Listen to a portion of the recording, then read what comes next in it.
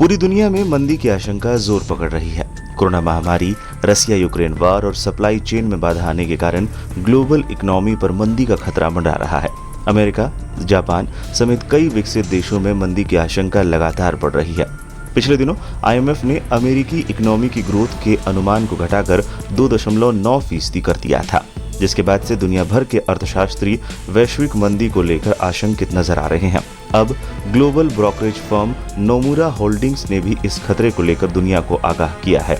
Nomura ने अपनी हालिया रिपोर्ट में कहा है कि अगले 12 महीने के भीतर दुनिया की प्रमुख अर्थव्यवस्थाएं मंदी की चपेट में आ जाएंगी। रिपोर्ट के अनुसार सख्त होती सरकारी नीतियां और जीवन यापन की बढ़ती लागत ग्लोबल इकोनॉमी को मंदी की ओर धकेल रही है। नोमुरा की माने तो अमेरिका के साथ यूरोपीय यूनियन, ब्रिटेन, जापान, दक्षिण कोरिया, ऑस्ट्रेलिया और कनाडा जैसी बड़ी अर्थव्यवस्थाएं मंदी की चपेट में आ सकती हैं। लेकिन नोमुरा का कहना है कि भारत और चीन पर इस मंदी का ज्यादा असर नहीं होगा।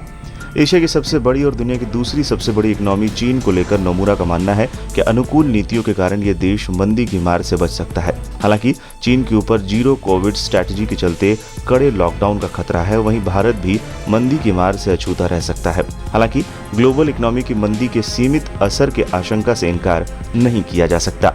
भारत पर मंदी के असर को लेकर ज्यादातर आर्थिक जानकार भी नोमुरा की रिपोर्ट जैसी ही प्रतिक्रिया दे रहे हैं।